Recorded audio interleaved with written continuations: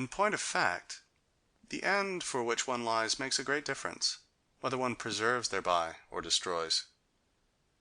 There is a perfect likeness between Christian and anarchist. Their object, their instinct, points only toward destruction. One need only turn to history for proof of this. There it appears with appalling distinctness. We have just studied a code of religious legislation whose object it was to convert the conditions which cause life to flourish into an eternal social organization. Christianity found its mission in putting an end to such an organization, because life flourished under it. There, the benefits that reason had produced during long ages of experiment and insecurity were applied to the most remote uses, and an effort was made to bring in a harvest that should be as large, as rich, and as complete as possible. Here, on the contrary, the harvest is blighted overnight. That which stood there, ere perennis, the Imperium Romanum, the most magnificent form of organization under difficult conditions that has ever been achieved, and compared to which everything before it and after it appears as patchwork, bungling, dilettantism. Those holy anarchists made it a matter of piety to destroy the world, which is to say, the Imperium Romanum, so that in the end not a stone stood upon another, and even Germans and other such louts were able to become its masters. The Christian and the anarchist, both are décadents, both are incapable of any act that is not disintegrating, poisonous, degenerating, blood-sucking. Both have an instinct of mortal hatred of everything that stands up and is great and has durability and promises life a future. Christianity was the vampire of the Imperium Romanum. Overnight, it destroyed the vast achievement of the Romans, the conquest of the soil for a great culture that could await its time.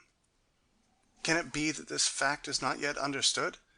The Imperium Romanum that we know, and that the history of the Roman provinces teaches us to know better and better, this, most admirable of all works of art in the grand manner, was merely the beginning, and the structure to follow was not to prove its worth for thousands of years.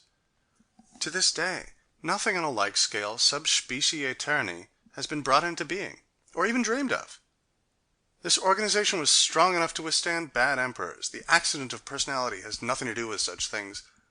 The first principle of all genuinely great architecture. But it was not strong enough to stand up against the corruptest of all forms of corruption, against Christians. These stealthy worms, which under the cover of night, mist, and duplicity, crept upon every individual, sucking him dry of all earnest interest in real things, of all instinct for reality, this cowardly, effeminate, and sugar-coated gang gradually alienated all souls, step by step, from that colossal edifice, turning against it all the meritorious, manly, and noble natures that had found in the cause of Rome their own cause, their own serious purpose, their own pride. The sneakishness of hypocrisy, the secrecy of the conventicle, concepts as black as hell, such as the sacrifice of the innocent, the unio mysticae in the drinking of blood, above all, the slowly rekindled fire of revenge, of Chandala revenge. All that sort of thing became master of Rome. The same kind of religion which, in a pre-existent form, Epicurus had combated. One has but to read Lucretius to know what Epicurus made war upon. Not paganism, but Christianity, which is to say, the corruption of souls by means of the concept of guilt, punishment, and immortality. He combated the subterranean cults, the whole of latent Christianity. To deny immortality was already a form of genuine salvation. Epicurus had triumphed, and every respectable intellect in Rome was Epicurean. When Paul appeared, Paul, the Chandala hatred of Rome, of the world in the flesh and inspired by genius, the Jew, the eternal Jew par excellence, what he saw was how, with the aid of the small sectarian Christian movement that stood apart from Judaism, a world conflagration might be kindled, how, with the symbol of God on the cross, all secret seditions, all the fruits of anarchistic intrigues within the empire might be amalgamated into one immense power. Salvation is of the Jews. Christianity is the formula for exceeding and summing up the subterranean cults of all varieties, that of Osiris, that of the Great Mother, that of Mithras, for instance. In his discernment of this fact, the genius of Paul showed itself. His instinct was here so sure that, with reckless violence to the truth, he put the ideas which lent fascination to every sort of Chandala religion into the mouth of the Savior, as his own inventions, and not only into the mouth. He made out of him something that even a priest of Mithras could understand. This was his revelation at Damascus. He grasped the fact that he needed the belief in immortality in order to rob the world of its value.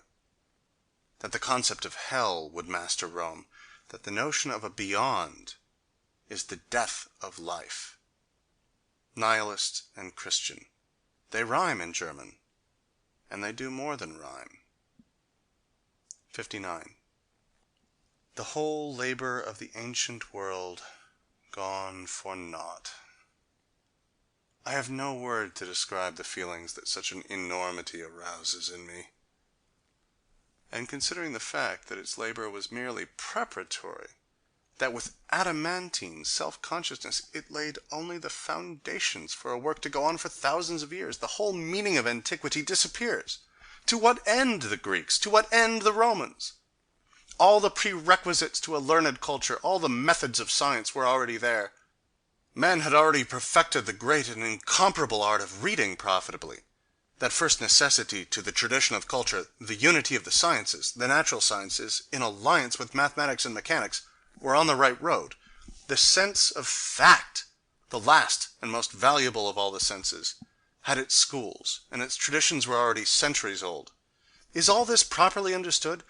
Every essential to the beginning of the work was ready, and the most essential, it cannot be said too often, are methods, and also the most difficult to develop, and the longest opposed by habit and laziness.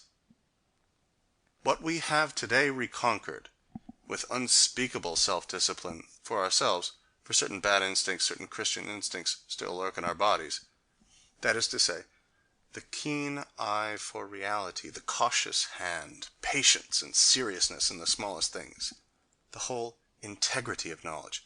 All these things were already there, and had been there for 2,000 years. More, there was also a refined and excellent tact and taste. Not as mere brain-drilling, not as German culture with its loutish manners, but as body, as bearing, as instinct, in short, as reality. All gone for naught. Overnight, it became merely a memory. The Greeks, the Romans, instinctive nobility, taste, methodical inquiry, genius for organization and administration, faith in, and the will to secure the future of man, a great yes to everything, entering into the Imperium Romanum and palpable to all the senses, a grand style that was beyond mere art, but had become reality, truth, life, all overwhelmed in a night. But not by a convulsion of nature, not trampled to death by Teutons and others of heavy hoof, but brought to shame by crafty, sneaking, invisible, anemic vampires, not conquered, only sucked dry. Hidden vengefulness, petty envy became master, everything wretched, intrinsically ailing and invaded by bad feelings, the whole ghetto world of the soul, was once on top. One needs but read any of the Christian agitators, for example, St. Augustine, in order to realize, in order to smell, what filthy fellows came to the top. It would be an error, however, to assume that there was any lack of understanding in the leaders of the Christian movement. But they were clever, clever to the point of holiness, these fathers of the Church. What they lacked was something quite different. Nature neglected, perhaps forgot, to give them even the most modest endowment of respectable, of upright, of cleanly instincts. Between ourselves, they are not even men. If Islam despises Christianity, it has the thousandfold right to do so. Islam at least assumes that it is dealing with men.